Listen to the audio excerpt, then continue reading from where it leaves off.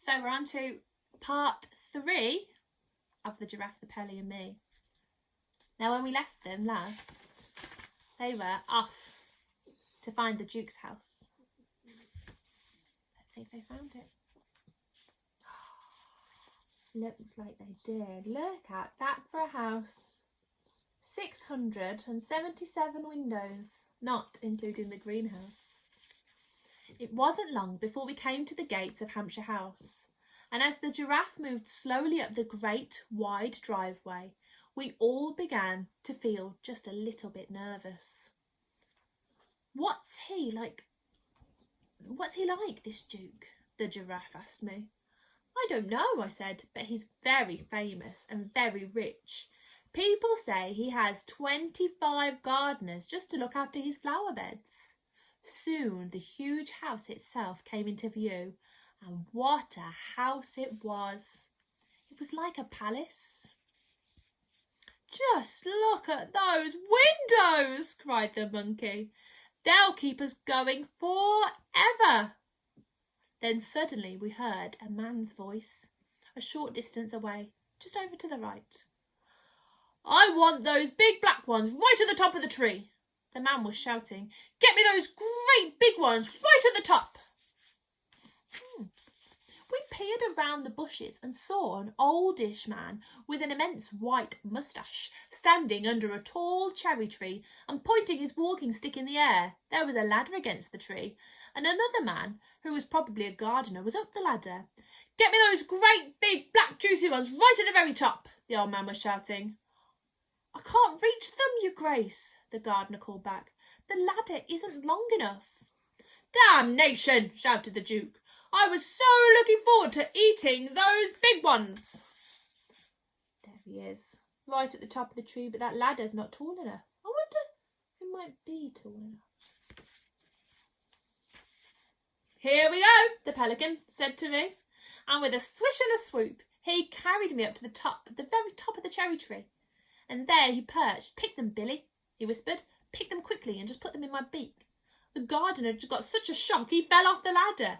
Down below us, the Duke was shouting, My gun! Get me my gun! Some damnable monster of a bird is stealing my best cherries. They're not yours. I'll have you shot for this, sir. Where is my gun? Hurry, Billy, said the pelican. Hurry, hurry. My gun, the Duke was shouting to the gardener. Get me my gun. I'll have that thieving bird for breakfast. You see if I don't. I've picked them all, I whispered to the pelican. At once Pelly flew down and landed. There he is, getting all the best cherries, the big black ones from the top of the tree. Oh, but he's not very happy. A happy Duke. He flew down and landed beside the furious figure of the Duke of Hampshire, who was prancing about and waving his stick in the air. Your cherries, your grace, I said as I leaned over the edge of the pelican's beak and offered a handful to the Duke. The Duke was staggered. He reeled back and his eyes popped nearly out of their sockets. Great Scott, he gasped. Good Lord, what's this? Who are you? And now the Giraffe, with the monkey dancing out about on her back, emerged suddenly from the bushes. The Duke stared at them. He looked as though he was about to have a fit. Who are these creatures? He bellowed. Has the world gone completely dotty? We are the window cleaners, said the monkey. We will polish your glass till it's shining like brass and it sparkles like sun on the sea. We will work for your grace till you're blue in the face, the Giraffe, the Pelly and Me. You asked us to come and see you, the Giraffe said. The truth was at last beginning to dawn on the Duke. He put a cherry into his mouth and chewed it slowly. Then he spat out the stone. I like the way you picked those cherries for me, he said. Could you also pick my apples in the autumn? We could, of course we could, we all shouted. And who are you? The Duke said, pointing his stick at me. He is our business manager, the Giraffe said. His name is Billy. We'd go nowhere without him. Very well, the Duke muttered.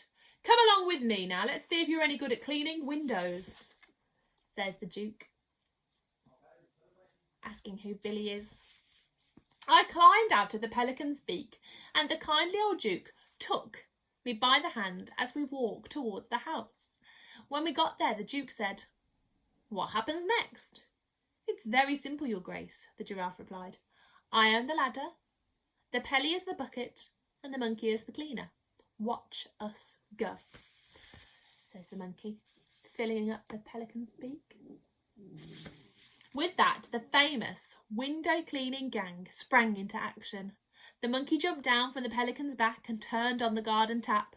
The pelican held his great beak under the tap until it was full of water. Then, with a wonderful springy leap, the monkey leaped up once again onto the giraffe's back. From there he scrambled as easily as if he were climbing a tree up the long, long neck of the giraffe until he stood balancing on the very top of her head. The pelican remained standing on the ground beside us, looking up at the giraffe. We'll do the top floor first, the giraffe shouted down. Bring the water up, please. The Duke called out, Don't worry about the 2 top floors, you can't reach them anyway. Who says we can't reach them? The giraffe called back. I do, the Duke said firmly. I'm not having any of you risking your silly necks around here. If you wish to be friends with a giraffe, never say anything bad about its neck.